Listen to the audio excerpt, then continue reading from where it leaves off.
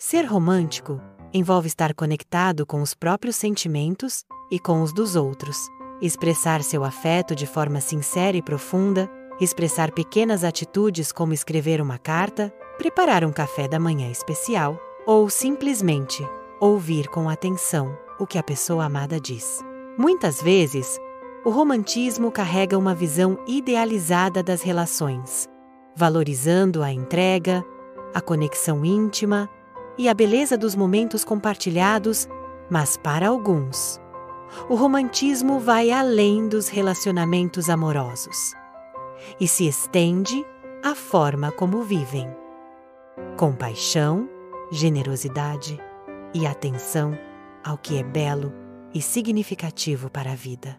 A palavra romântico tem suas raízes no movimento artístico e literário do século XIX, que valorizava a emoção, a imaginação e a liberdade individual como reação ao racionalismo do iluminismo.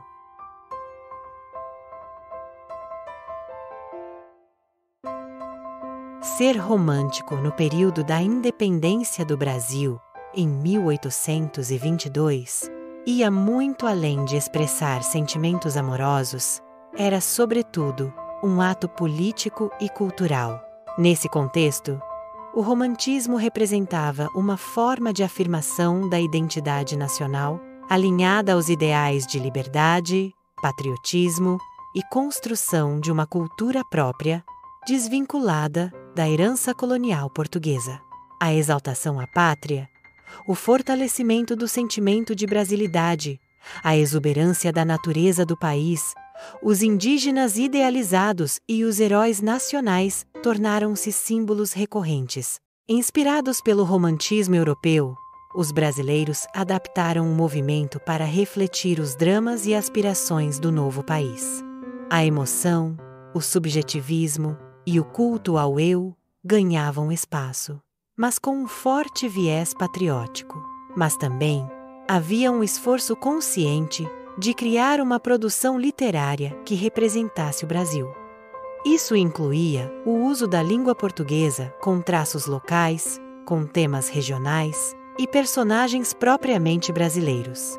O início oficial do romantismo no Brasil foi marcado pela publicação de Suspiros Poéticos e Saudades, de Gonçalves de Magalhães, em 1836.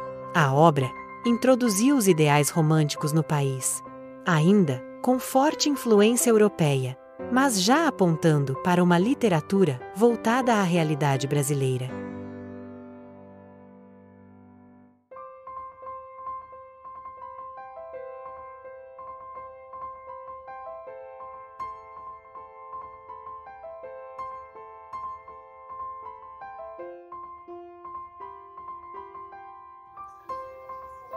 Na primeira fase, o Brasil estava recém-independente, né, e buscava criar sua identidade. E era preciso mostrar ao mundo quem nós realmente éramos. E para isso, os escritores da época escolheram dois símbolos. O primeiro deles foi a natureza grandiosa, né, e o segundo era o indígena idealizado como um herói nacional.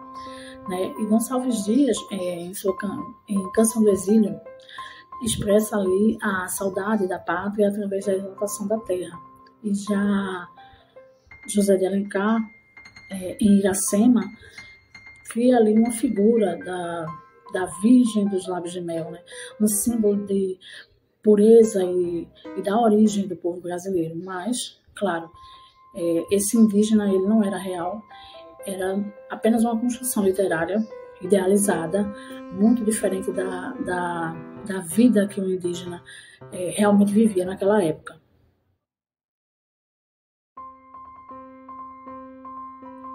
Já na segunda fase, o foco muda completamente, né? Agora a literatura mergulha no indivíduo, nos sentimentos mais sombrios, né? E na solidão e no pessimismo. E ali é a fase da melancolia, do amor impossível, da obsessão pela morte. E Álvares de Azevedo é o grande nome dessa época. E em Lira dos dos 20 anos, né, ele mistura a inocência da juventude com o drama da dor existencial. E em Noite na Taverna, ele aparece a boemia, o exagero e até o gosto pelo macabro. Essa fase é uma literatura que traduz a intensidade da juventude da época, cheia de angústia, de sonhos e desencantos.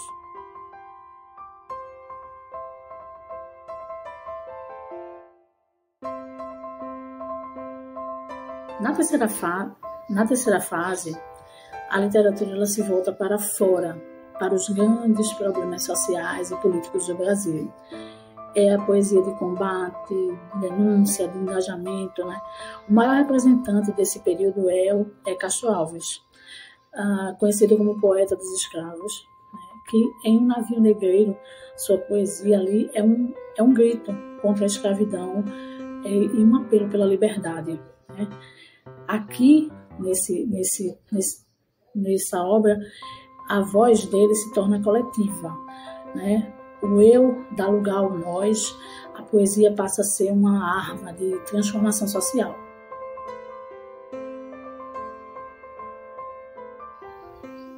Noite na Taverna, de Álvares de Azevedo, é uma obra da segunda geração do romantismo, chamada como ultrarromantismo, né? É composta por um prólogo, 5 contos e um epílogo. A narrativa ela se desenvolve em uma taverna, onde 5 jovens boêmios e alcoolizados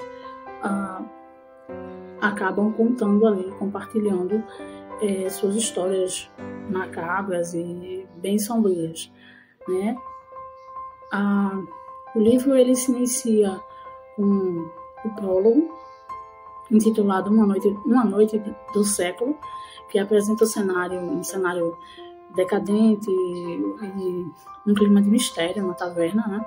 Os personagens estão em um estado de exaltação muito grande, né? Por conta da bebida, e começam a propor a narração de seus feitos passados, né? De coisas, situações bem macabras e sombrias que aconteceram no passado de cada um. Os contos, cada um dos 5 rapazes narra ali em primeira pessoa, né? Revelando ali situações marcadas por tragédias, violência, amores doentios e crimes hediondos, né? As histórias apresentam uma atmosfera um pouco europeia, né? Com elementos góticos e abordam temas como o amor e a morte, o incesto, a necrofilia, o adultério e a traição e a vingança. A obra é concluída com o epílogo, o último beijo de amor, que amarra ali o desfecho, né, das histórias, embora alguns críticos acham um pouco incoerente, né, mas a situação ela pode ser explicada pela morte precoce do autor, né, antes de finalizar. É uma obra que não foi finalizada. Seus temas principais são o ultrarromantismo, né? A obra é um expoente ali do chamado mal do século, né? Caracterizado pelo pessimismo, morbidez e fuga da realidade por meio da bebida, né? E da fantasia, né? Outro tema é o amor e morte, né?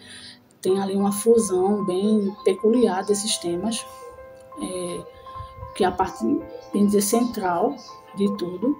As histórias dos jovens mostram amores obsessivos e pecaminosos que levam ali a tragédia e a morte, né? E outro tema também é a decadência moral. Os personagens são movidos por paixões extremas, cometem atos amorais e bem chocantes, né? Então, em relação ao resumo das obras, cada conto traz ali a história bem macabra ou sombria de cada personagem, né? E a primeira delas é a de Solfieri, que conta a paixão obsessiva que ele tinha pela cunhada, né, pela esposa do irmão dele, né, que após se arrepender, ele tenta fugir de seu amor, mas acaba por matar o irmão e profanar o túmulo da cunhada. O segundo conto é o de Bertrand, que conta suas experiências como marinheiro, pirata, né, e após trair seu capitão com a mulher dele, eles naufragam e, em meio ao desespero, praticam canibalismo, né? E ele sobrevive e continua sua vida cheia de excessos. O terceiro conto é o de Genaro, que ele relata uma história de amor incestuoso, né? E de vingança também. Ele desejado pela enteada, né? Trai o seu benfeitor e a história termina ali com a morte da moça e uma vingança complexa. A história também de Claudius Hermann, né, onde ele detalha ali a paixão doentia por uma duquesa chamada Leonora, né, que era casada com outro homem, e ele a sequestra e a abusa, né, e justificando ali a sua violência por se sentir desonrado. Por último dos contos, a história de Johann, né, onde ele descreve ali, após um duelo, né, foi encarregado de entregar uma carta e um anel. Ele trai a confiança do amigo e ao desonrar a mulher amada por ele, e posteriormente ele descobre que ambos eram seus irmãos. Em Noite na Taverna, os paradoxos acompanham toda a narrativa, né?